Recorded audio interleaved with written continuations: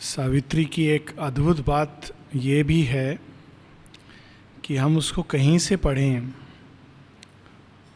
वो कंटेक्स्ट हमको पता हो या ना पता हो कि ये कौन बोल रहा है, क्यों बोल रहा है, किसके लिए बोल रहा है, फिर भी उसके अंदर उससे हमको ना केवल हमारे चेतना के लिए, विकास के लिए लाभ होता है, परंतु ज्ञान के द्वार खुलते हैं। ये अद्भुत बात है सावित्री की, क्योंकि ये बहुत एक कठिनाई जो लोगों को आती कि इतनी बड़ी किताब है शुरू से आखिर तक, इट डजेंट मैटर, हम जहाँ से भी खोलें कुछ ना कुछ होता है जो हमारे लिए होता है और बहुत ही उत्तम, बहुत ही लाभदायक, टू से द लीस्ट मिनिमम। ये बहुत ही ऐसे शब्द नहीं हैं, लेकिन इसको हम उदाहरण के रूप में देखेंगे कि कैसे कहीं से भी हम पढ़ें, हमको अगर उसका कंटेक्स्ट पता ना भी हो, क्योंकि ये वास्तव में केवल अश्वपति और सावित्री सत्यवान की कहानी नहीं है, ये हमारी कहानी है, हमारे जीवन की। हमारा जीवन दो समानांतर रेखाओं में चलता है और ये दोनों आपस में इंटरकनेक्टेड हैं। एक जो बाहरी जीवन है जैसे कहाँ हम जन्मे, क्या नाम है, कहाँ पढ़े, आगे कहाँ गए, कहाँ हमने काम किया, कितना सफल हुए, कितना असफल रहे, कितना धन जुटाया, इत्यादि इत्यादि, और फिर कहाँ हमारा देह त्याग हुआ, परिवार वंश कैसा चला, ये बाहरी जीवन है। लेकिन ये रियल लाइफ नहीं है, हालांकि हम लोग उसी को रियल लाइफ समझते हैं। ये शरीर यात्रा है, लेकिन इस देह के अंदर एक देही है जो इस यात्रा के जो अनुभव हैं, जो कुछ इसमें हम सुख दुख, अच्छा बुरा देखते सुनते अनुभव करते हैं, उनको, जैसा श्री अरविंद ने एक बड़ा सुंदर सावित्री में एक पंक्ति है, it drinks experience like a strengthening wine. इसको ट्रांसलेट नहीं किया जा सकता है, ट्रांसलेट करने से अटपटा लगेगा, लेकिन इंग्लिश में ये परफेक्ट फ्रेज है, it drinks experience like a strengthening wine. देही जो है वो इन सब अनुभवों को बटोरता है, संजोता है, पीता है, और इसको पीकर वो और भी अपनी शक्ति में और ज्ञान में, जैसे ठीक बीज को आप जल डालें, सूर्य का प्रकाश, मिट्टी, सबको बीज अपने अंदर लेकर बीज का विकास होता है। असली यात्रा बीज की यात्रा है, लेकिन बाहर से हम देखेंगे तो बहुत देर तक पता भी नहीं चलता है कि बीज के अंदर यात्रा चल रही है। वैसे ही हमारे नाना प्रकार के जीवन, नाम रूप के थ्रू अंदर एक असली यात्रा होती है, हमारी चैत्य की यात्रा। और सावित्री में इस चैत्य यात्रा का वर्णन है, अलग अलग जगह पर बहुत विस्तार में श्री अरविंद हम लोगों को बताएंगे। लेकिन यहाँ पर हम लोगों ने लास्ट टाइम एक पैसेज पढ़ा था, जिसको अगर हमें कुछ ना पता हो कि ये सावित्री में कहाँ से है और किस कंटेक्स्ट में बोल रहे हैं, तो भी ये हमारे ऊपर परफेक्टली लागू होता है। Passenger from life to life, from scale to scale, he regards the icon growing by his gaze and in the worm foresees the coming god. कोई कंटेक्स्ट की जरूरत नहीं है। एक हमारे अंदर है जो पैसेंजर है, जो जीवन से जीवन यात्रा करता है, और इस यात्रा में वो धीरे धीरे धीरे बड़ा हो रहा है, फ्रॉम स्केल टू स्केल। उस यात्रा का प्रारंभ कहाँ से होता है? कीड़े के रूप में वो अपनी यात्रा को प्रारंभ करता है, इतना मॉडेस्ट, इतना अम्बिल। हम लोगों की तरह नहीं, हम लोग चाहते हैं कि हम लोग कहाँ, बाहरी जीवन क्या चाहता है, हमारा स्ट्रेट अवे कहाँ से प्रारंभ होना चाहिए, कोई अच्छी कंपनी में लाइक ए मैनेजिंग डायरेक्टर। लेकिन चैत्य इसको, इससे कुछ लेना देना नहीं है। चैत्य प्रारंभ कहाँ से करता है? It is very beautiful. Shri Aurobindo एक जगह गॉड के ऊपर उनकी एक कविता है, तो उस कविता में कहते हैं भगवान है, कैसे मालूम पड़ेगा कि ये भगवान है? गॉड की पहचान क्या है? तो कहते हैं, O thou who disdainest not the worm to be nor even the clod, therefore we know by that humility that thou art God. भगवान सर्वशक्तिमान हैं, सर्वज्ञ हैं, लेकिन उनकी पहचान क्या है? वो अति विनम्र हैं। कैसे विनम्रता है उनकी? बाहर की विनम्रता नहीं है, वो एक कीड़े को भी देखते हैं तो देखते हैं अरे इसके अंदर दिव्य बनने की संभावना है. Only divine can see like that. And in the worm foresees the coming god. हमारे अंदर भी उनका एक अंश है, चैत्य. वो उसी प्रकार से जैसे भगवान कीड़े के अंदर एक दिव्य उपस्थिति और एक दिव्य प्रयोजन देखते हैं, उसी प्रकार से वो भी. और इसीलिए वो चैत स्फुलिंग अपनी प्रारंभिक अवस्था में पशु रूप में रहता है. इनफैक्ट इस यात्रा के 3 मुख्य पड़ाव हैं. एक पशु रूप, पशुवत. और पशु अवस्था का इससे कोई लेना देना नहीं है कि 4 पांव हैं या पूंछ है या सींग है. वो बाहरी पहचान है और ये सच है कि अधिकतर पशु की ये पहचान है. लेकिन पशु की पहचान श्री अरविंद बताते हैं कि वो पूरी तरह प्रकृति के अधीनस्थ है. पशुत्व की पहचान यही है. प्रकृति बोलेगी इधर चलो, उधर भागा जाएगा. पशुवत मनुष्य से पूछेंगे ये क्यों किया? क्यों किया क्या? मेरा मन में ऐसा फीलिंग आया तो मैं किया. से साइन ऑफ एनिमैलिटी. पशु जिधर ले जाती है प्रकृति उधर बंधा बंधा बंधा दास की तरह चला जाता है. मनुष्य की पहचान क्या है? विवेक का जागृत होना. मनुष्य सोचता है, बुद्धि द्वारा निर्णय लेता है, ये करूं या वो करूं. वो निर्णय सही गलत अलग बात है. मनुष्य के अंदर आधा ज्ञान है, तो ये जरूरी नहीं कि वो निर्णय गलत हो, लेकिन वो सही हो. लेकिन वो बुद्धि की तुला पर उसको परखेगा.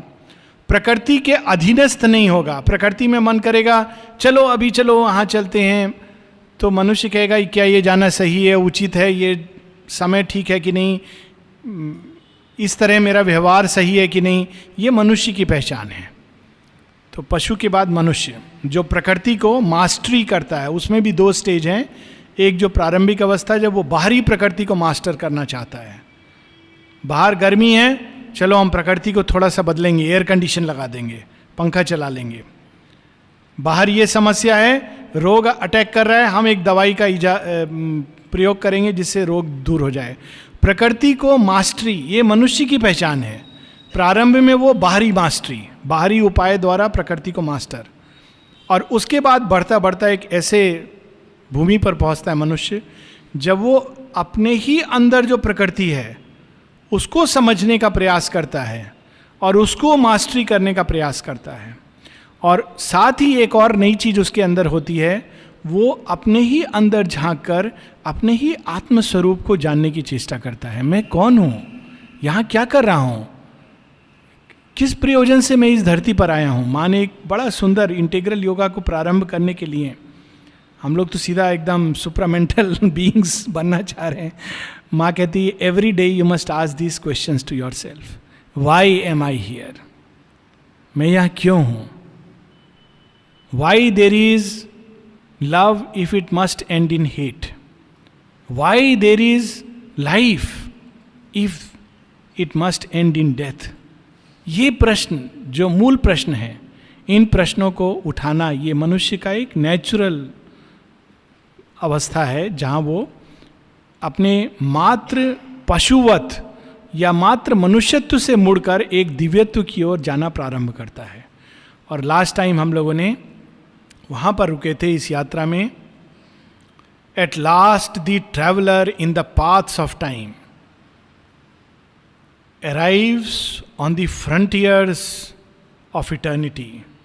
जितनी भी क्षण भंगुर चीज़ें हैं उसके शीर्ष पर खड़ा होकर वो शाश्वत को ढूंढने लगता है. ये सुख जो आज आएगा कल चला जाएगा इससे सेटिस्फैक्शन नहीं है. क्या ऐसा आनंद है जो कभी समाप्त ना हो? क्या ऐसी शांति है जो किसी बाहरी वस्तु पर निर्भर ना हो? क्या ऐसा ज्ञान है जो कभी भी जिसके अंदर त्रुटि की संभावना ना हो? क्या ऐसा प्रेम है जो काल की सीमा में बंधा ना हो और समय के साथ जो बिखर ना जाता हो? ये जब खोज मनुष्य के अंदर प्रारंभ होती है तब at last the traveller in the paths of time arrives on the frontiers of eternity. हम लोग पेज 23 पर हैं, 23. In the transient symbol of humanity draped he feels his substance of undying self and loses his kinship to mortality. ये श्री अरविंद इस समय इस यात्रा को बहुत जायंट स्टेप्स में, सीधा कंचनजंगा से माउंट एवरेस्ट ऐसी यात्रा ले रहे हैं, लेकिन इस यात्रा के बहुत छोटे छोटे छोटे छोटे चरण हैं जो बाद में विस्तार में बताएंगे, और माँ ने जिसको बहुत एक एक कदम को बताया है, लेकिन यहाँ पर बहुत ही संक्षेप में इस यात्रा को श्री अरविंद बता रहे हैं कि एक क्षण आता है, एक समय आता है जब अपने अंदर वो किसी एक ऐसी वस्तु को अनुभव करता है जो सद्वस्तु है, जिसका विनाश नहीं होता, substance of his undying self, और फिर उसको अनुभव करके वो धीरे धीरे इस मृत लोक से, इस पार्थिव जगत से जो उसका एक संबंध है, जिसमें वो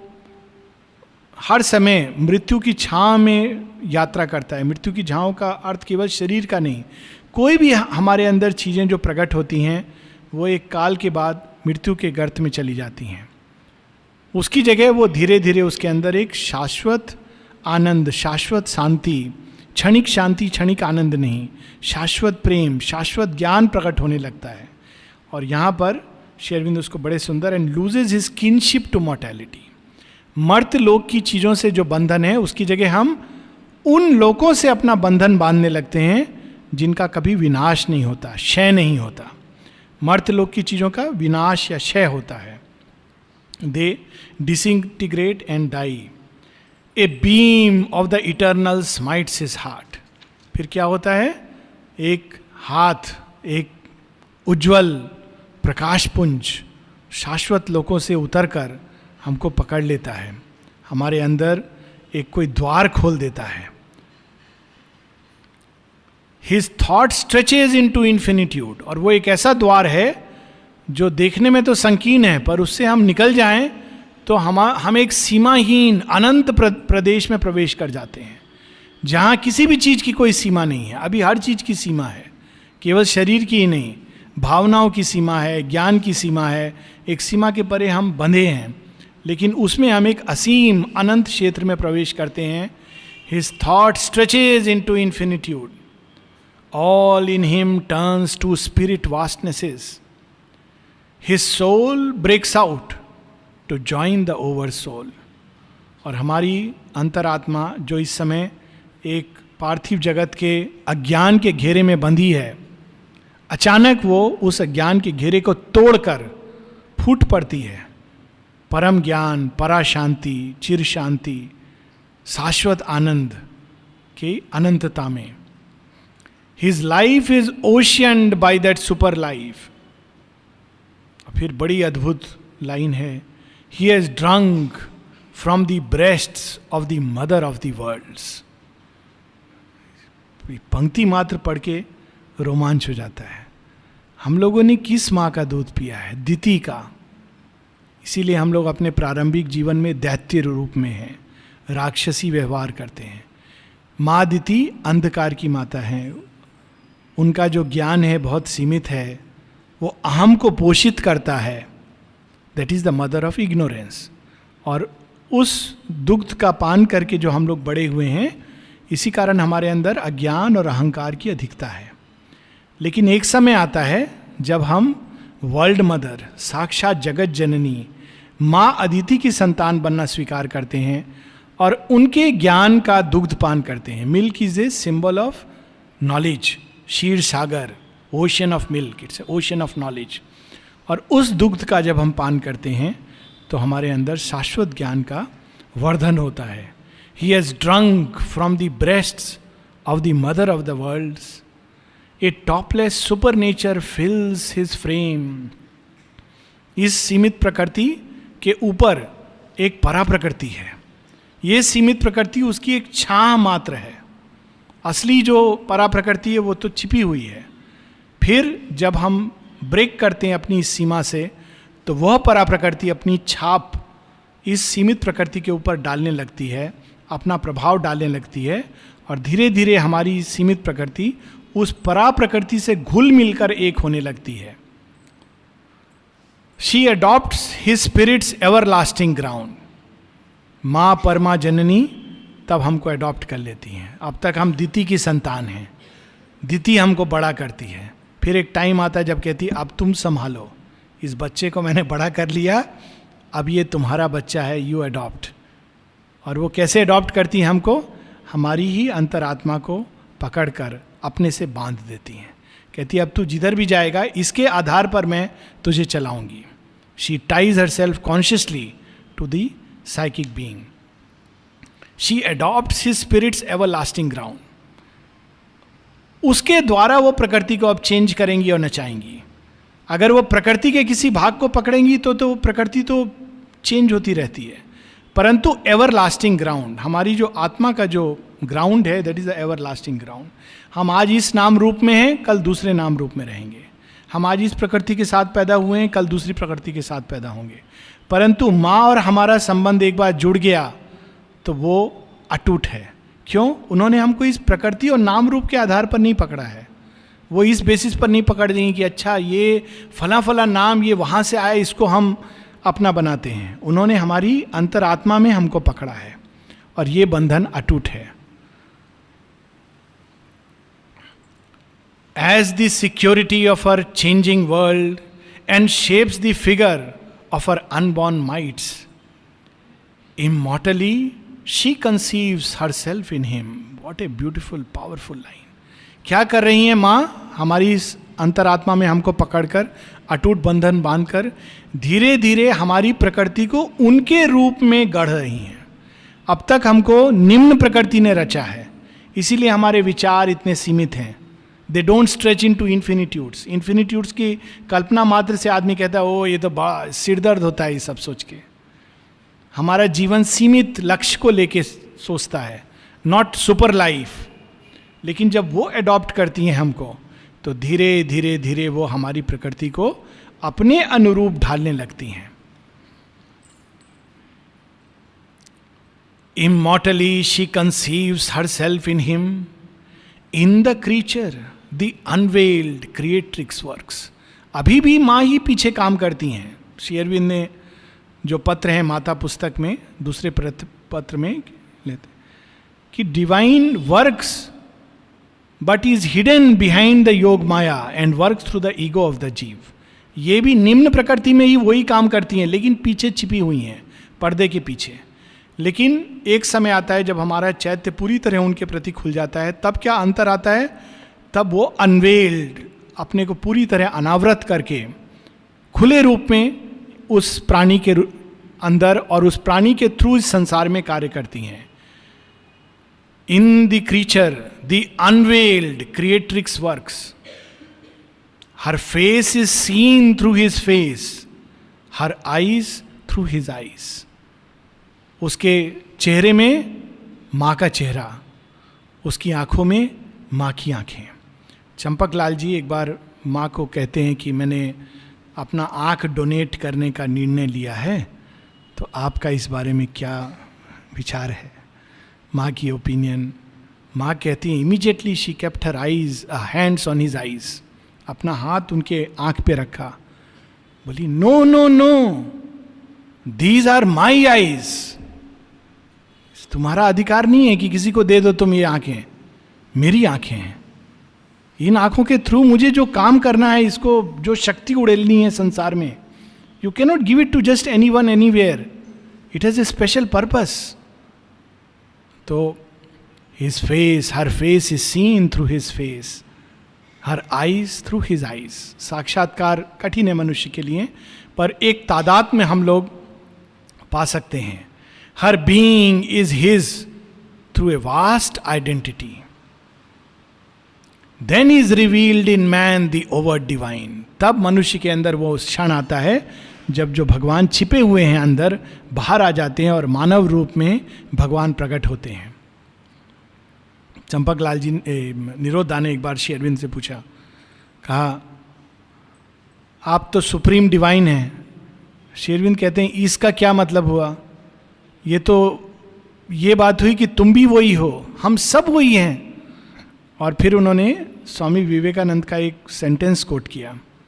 स्वामी विवेकानंद से जब किसी ने पूछा कि who is Ishwar, Swami Vivekananda was jnana yogi. And he had a leonine way of answering. यही प्रश्न अगर किसी और से पूछा जाता तो वो दूसरे ढंग से उत्तर देता, राखाल दूसरे ढंग से उत्तर देते. पर स्वामी विवेकानंदा का उत्तर था, ईश्वर के, आमीते ईश्वर. Who is God? I am God. This is a powerful, it's not ego, it's a realization, a stage where one has uncovered the divine inside. So this is a way of approaching.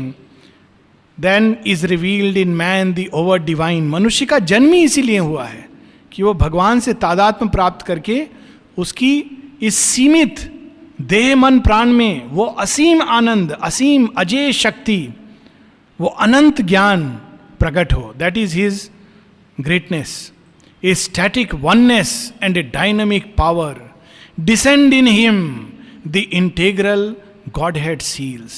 भगवान केवल एक निष्पक्ष, निर्वैयक्तिक, शांत सत्ता नहीं है. He is also a mighty power. एक सर्वशक्तिमान सत्ता है जो सारे विश्व को चाहे तो क्षण में अपने अंदर समेट ले और प्रकट कर ले. Static oneness and dynamic power. योग में दो पथ हुए मूल रूप से, एक वेदांतिक पथ और एक तंत्र का पथ. वेदांत में भगवान के स्टैटिक एस्पेक्ट, उस रूप को पूजा गया है जो अधिकांश प्रकृति के परे अक्षर ब्रह्म के रूप में एक निर्वैयक्तिक सत्ता के रूप में विद्यमान है. इम्पर्सनल यूनिवर्सल प्रेजेंस जो सर्वत्र है. लेकिन एक भगवान का दूसरा पक्ष है जो शक्ति के उपासक जानते हैं. ए डायनामिक पावर जो सारी सृष्टि में एक अणु के नर्तन में और गैलेक्सीज के ड्रिफ्टिंग में. The hand that sent Jupiter spinning through heaven spends all his cunning to fashion a curl. In the luminous net of the stars he is caught. In the pattern and bloom of the flower he is woven. In the strength of a man, in the blush, in the beauty of woman, in the laughter of boy, in the blush of a girl. छोटी से छोटी कार्य से लेके बड़े से बड़े महत् कार्य के पीछे एक डिवाइन डायनामिक पावर कार्यरत है. वो उस व्यक्ति के अंदर अनवेल हो जाती है. His soul and body take that splendid stamp. मनुष्य के ऊपर भगवान की छाप पड़ जाती है, उनका सील और सिग्नेचर अंदर में आ जाता है. What a beautiful culmination of human life.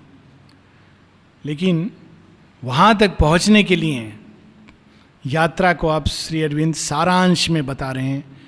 A long dim preparation is man's life. इस स्थान पर पहुँचने के लिए ये पूरी यात्रा धीरे धीरे धीरे चलने वाला तैयारी है. अब तक जो कुछ हमारे जीवन में हो रहा है, it is a taiyari for that great point. A long dim preparation is man's life. A circle of toil and hope and war and peace, tracked out by life on matter's obscure ground. In his climb to a peak no feet have ever trod. मानव यात्रा बहुत ही धीरे धीरे मनुष्य चलता है और बहुत बार तो एक ही स्थान पर 10 बार घूमता है, चक्कर लगाता है. एक अनुभव से नहीं सीखता है, वही गलती करता है दोबारा, फिर भी नहीं सीखता है, तीसरा बार करता है, चौथा बार करता है. Long dim preparation is man's life. Shri Aurobindo ने इसका बड़ा सुंदर उदाहरण दिया. ये उदाहरण श्री रामकृष्ण परमहंस ने भी दिया है कि आदमी की क्या अवस्था है. ऊंट झाड़ खाता है जिसमें वो थॉर्न्स होते हैं, कांटा होता है. खाता है, मुख के अंदर रक्त निकलता है, लेकिन खाएगा जरूर. रक्त निकलेगा फिर खाएगा. तो हम लोग सीखते नहीं हैं एक अनुभव से. एक बार, 2 बार, कितने जीवन, बार बार. Long dim preparation is man's life, tracked out by life on matter's obscure ground. क्यों? ये जड़ तत्व समझता नहीं है. इसको समझाने के लिए बहुत बार पीटना पड़ता है. He seeks through a penumbra shot with flame. Penumbra एक किसी अगर हम शिखा, अग्नि शिखा या दीप शिखा को देखें तो उसके चारों तरफ एक अर्ध प्रकाश, अर्ध अंधकार का एक एरिया होता है. He sees through a penumbra shot with flame, a veiled reality, half known, ever missed. कभी कभी उसको एक अंतर्भास होता है, शायद कुछ प्रकाश है, कुछ आदर्श है, कुछ तो है, कोई शक्ति है, लेकिन फिर वो आधा सीखता है, आधा महसूस करता है, लेकिन वो कभी उसको मिलती नहीं. ये मनुष्य का जीवन है, साधारण जीवन. ये ever missed is not his finality but his present actuality. A search for something और समवन नेवर फाउंड. वास्तव में जीवन में हम क्या ढूंढते हैं? इवन मनुष्यों में क्या ढूंढते हैं? माँ बच्चे में क्या ढूंढती है? परफेक्ट बच्चा. प्रेमी दूसरे प्रेमी में क्या ढूंढता है? Perfect match. बच्चा पेरेंट्स में क्या ढूंढता है? Perfect parents. समाज में हम क्या ढूंढते हैं? परफेक्ट समाज. हम ढूंढ क्या रहे हैं? Perfection, perfect one, perfect love. कहाँ मिलेगा? हमको लगता है बाहर मिलेगा. ये हमारी गलती है. सो शेरविंद कह रहे हैं, इज सर्च फॉर समथिंग और समवन नेवर फाउंड. क्यों? जहां ढूंढना चाहिए वहां नहीं ढूंढते हैं. हम सब जगह ढूंढते हैं, केवल वहां जहां हमको ढूंढना चाहिए. Cult of an ideal never made real here. क्यों? माने एम, वो साइंस ऑफ लिविंग में क्या लिखा है? An aimless life is always a miserable life. और फिर आगे कहती हैं, but never forget that the perfection you are seeking outside you must first realise within yourself. हमको क्यों नहीं मिलता है? हम कहते हैं वो व्यक्ति परफेक्ट होना चाहिए. जब नहीं मिलता है तो हम और टाइम लूज करते हैं डिप्रेशन में जाके. फिर उसके बाद और टाइम लूज करते हैं, दूसरे को देख के लगता है ये परफेक्ट होगा, वो नहीं था, ये परफेक्ट पक्का होगा. फिर थोड़े समय बाद हमको पता चलता है ये भी परफेक्ट नहीं है. फिर हम तीसरे को ढूंढते हैं. This is our life. It is an ignorance life. लेकिन कहाँ परफेक्शन है? जो हम बाहर ढूंढ रहे हैं वो हमारे अंदर है. सो cult of an ideal never made real here, an endless spiral of ascent and fall until at last. लेकिन आशा रखनी चाहिए. क्यों? एक समय आता है जब ढूंढ ढूंढ कर गलत जगह हम थक जाते हैं. तब हम कहते हैं let us try the real place. कहते हैं कि अंदर एक द्वार है, कहते हैं कि अंदर एक चैत्य सत्ता है, भगवान छिपे हैं, एक बार ये भी ट्राई करके देखते हैं. सो until at last is reached the giant point through which his glory shines for whom we were made. वो giant point कहाँ है? हमारे अंदर है या embodied divine में है? दो ही जगह वो giant point है. या तो उस गुरु में है जिसने पूरी तरह अपने अंदर भगवान को साक्षात्कार और तादात्म्य कर लिया. That is a giant point, जिसको देखने मात्र से हम उस ग्लोरी को देख पाते हैं जिसके लिए हम बने हैं. या हमारे अंदर हमारी चैत्य सत्ता की गहराइयों में वो पॉइंट है जिसके थ्रू हम उस ग्लोरी, उस प्रताप, उस परम प्रकाश पुंज को देख सकते हैं जिसके लिए हम बने हैं. And we break in to the infinity of God. अंदर एक द्वार है जिसके थ्रू हम अनंत में प्रवेश कर सकते हैं. या फिर बाहर श्री अरविंद की आंख या माँ की मुस्कान. It leads us to infinity of peace, infinity of love. This is the giant point जिसको हम अंदर ढूंढ रहे हैं. Across our nature's border line we escape into supernature's arc of living light. कितना सुंदर वर्णन है. हमारा जो प्रकाश यहाँ मन में जो प्रकाश ही डेड लाइट. वैज्ञानिक बताएंगे कि जो हम आज तारा देख रहे हैं ये निश्चित नहीं है कि वो जीवित है या मर गया है. अधिकांश तारे जो हम आज देखते हैं ये मर चुके हैं हजारों वर्ष पहले. क्यों? इनका प्रकाश को धरती पर पहुंचते पहुंचते 10,000 वर्ष लगता है, कभी कभी 1,00,000 वर्ष लगता है. तो जब हम देखते हैं तो हमको लगता है वहां तारा है, लेकिन ये प्रतीति है, वो तारा मर चुका है. और जो दूसरा प्रकट हुआ है उसको देखने में हमको और 10,000 वर्ष लगेंगे. तो यहां जो प्रकाश हमको मिलता है that is not the real light, it is not the living light. वो जो देवताओं ने छोड़ दिया, फेंक दिया, उसका कुछ टुकड़ा, कुछ बूंद टूटता टूटता हमारे पास आता है, उसका प्रयोजन दूर हो गया है, तब हम कहते हैं अच्छा अच्छा ये प्रकाश है। लेकिन तब तक वो प्रकाश बहुत आगे चला गया है। अवतारों के जीवन में ये होता है। माँ कहती हैं that man has a tendency to deify the avatar of the past in opposition to the avatar of the future. जो 5000 वर्ष पूर्व जो अवतार हैं उनको आज मनुष्य कहता है हाँ ये अवतार हैं, पूजा करता है, जीता फिर भी नहीं है, ट्राई नहीं करता है जीने का। जो आज का अवतार है उसको अपोज करता है, ये किसने बोला है, ये कैसे ट्रू हो सकता है। सो यहाँ पर माँ बता रही हैं, श्री अरविंद बता रहे हैं, across our nature's borderline we escape into supernature's arc of living light. This now was witnessed in that sun of force. ये ट्रांजिशन अब अश्वपति के अंदर आ गया है। अब अश्वपति के पूरे जीवन जो पास्ट है उसको श्री अरविंद ने समराइज कर दिया, साथ ही हमारे जीवन को समराइज कर दिया कि अश्वपति हालांकि अवतार हैं, उच्च लोक से आए हैं, परंतु अवतार को भी इस यात्रा से गुजरना पड़ता है ताकि वो ये सब पूरी पृथ्वी को देख समझ सकें और फिर उस पॉइंट पर आते हैं। श्री अरविंद से किसी ने पूछा था, what were you doing in your previous life when you were not as avatars. Shri Aurobindo कहते हैं carrying on the evolution. Buddha की कहानी में भी हम देखते हैं, इस कहानी का सांकेतिक अर्थ है कि वो पहले हाथी थे, बंदर थे, इत्यादि इत्यादि। It is a symbol. The leader of humanity must go through the whole journey and then no and reach that point जहां अब उस यात्रा को और आगे ले जाना है। So they don't become spearheads of humanity just like that. This now was witnessed in that son of force. ये ट्रांजिशन अब अश्वपति के अंदर प्रकट हो रहा है। क्या transition?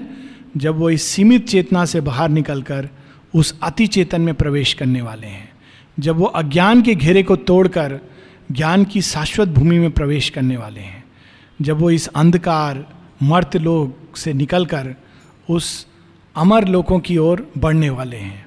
This is the transition. कुछ लाइन हम लोग और पढ़ सकते हैं। In him that high transition laid its base, original and supernal immanence of which all nature's process is the art, the cosmic worker set his secret hand. कितनी सुंदर line है। ओरिजिनल एंड सुपरनल इमिनेंस, वो जो स्थायी है, वो जो original है, जिसका कोई डुप्लीकेट नहीं हो सकता, और सारी प्रकृति, पेड़ पौधे, नदी, समुद्र, आकाश, तारामंडल, ये सब केवल उसकी, उस आर्टिस्ट की कलम से निकली हुई कुछ छींट है। अब उस वर्कर ने, जिसने ये सारी सृष्टि को अपनी मात्र कल्पना द्वारा रचा है, वो वर्कर अब उनके अंदर साक्षात रूप में काम कर रहा है। अब तक तो वो परोक्ष रूप में काम करता है, हम सब के अंदर वो प्रकृति के माध्यम से काम करता है, लेकिन अब वो डायरेक्ट काम कर रहा है। और दोनों में डिफरेंस क्या है वर्किंग का, आप श्री अरविंद बताएंगे। The cosmic worker set his secret hand, Vishwakarma जो सारी सृष्टि को रचे हैं, और हम सृष्टि के अंदर चले गए हैं। अब वो डायरेक्ट काम कर रहे हैं। डायरेक्ट काम करेंगे तो क्या होगा? To turn this frail mud engine to heaven use. जब प्रकृति काम करती है, सीमित प्रकृति, तो इस मड इंजन को, कितना सुंदर हमारे शरीर का वर्णन है, ये मिट्टी का बना हुआ एक खिलौना, एक engine for ego's use, for animal use. अभी तक इसका यही उपयोग है, इसमें बहुत कुछ आ नहीं सकता, किया नहीं जा सकता। जानवर की तरह थोड़ा बहुत इसमें काम हो सकता है, लेकिन अब कॉस्मिक वर्कर का हाथ उस पर आ गया है। तो कॉस्मिक वर्कर कहते हैं अब मैं तुमको देवोचित कर्म के लिए तैयार करूंगा। ए presence wrought behind the ambiguous screen to beat his soil to bear a titan's weight। तो हम लोग माँ के पास जाते हैं, कहते हैं माँ हमको अपना लीजिए तो माँ कहती ठीक है तो हमको लगता है अब सब बहुत अच्छा होगा।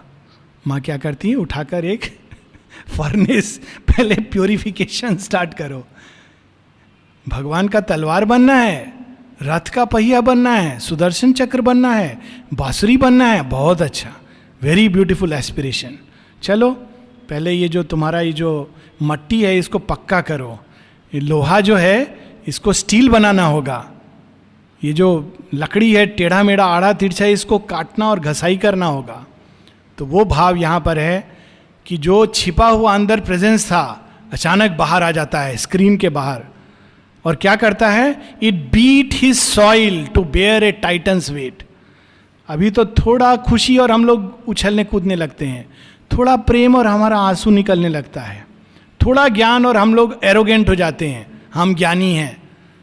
लेकिन अभी तो उसको संभालना है, to bear a titan's weight. Refining half hewn blocks of natural strength, it built his soul into a statued god. पत्थर गया, बोला हमको देव मूर्ति बना दो. तो भगवान ऐसे नहीं कि मैजिक टच करेंगे, एक पारसमणि डाल देंगे अपने आप बन जाएगा. There is no miracle like that. Shri Aurobindo ने बिल्कुल स्पष्ट कहा है. वो कहते हैं अच्छा मैं स्वीकार करता हूं. लिया, पहले वो केवल पत्थर तोड़ने के काम आता था किसी का सिर, अब वो पत्थर को लेके भगवान अपना पूरा छीनी हथौड़ी लेके प्रारंभ हो जाते हैं काम करना. तो पत्थर कहता है ये तो बहुत कष्ट हो रहा है, आप क्या कर रहे हो? कहेंगे हम देव मूर्ति बना रहे हैं. ऐसे बनता है देव मूर्ति? आपने बताया नहीं था. इसलिए श्री अरविंद ने स्पष्ट लिख दिया है लेटर्स ऑन योगा में, this is a difficult path. ये जान करके आओ कि देव मूर्ति बनाना ये सुनने में बहुत अच्छा है और बनने में भी बहुत अच्छा है, लेकिन तब जब ये श्रद्धा हो कि जो कुछ हो रहा है, छीनी हथौड़ी जो पड़ रहा है, भगवान का हाथ है. If you can see that then it's a beautiful and delightful process. अगर हम वो नहीं देख पाते हैं तब हम कहते हैं ये क्या कैसा, हम तो सोच रहे थे देवता बन जाएंगे, ये तो रोज इधर से उधर से हमको चोट पड़ रहा है. तो यहाँ पर वो भाव है, it built his soul into a statued god, the craftsman of the magic stuff of self, who labours at his high and difficult plan in the wide workshop of the wonderful world, modeled in inward time his rhythmic parts, then came the abrupt transcendent miracle.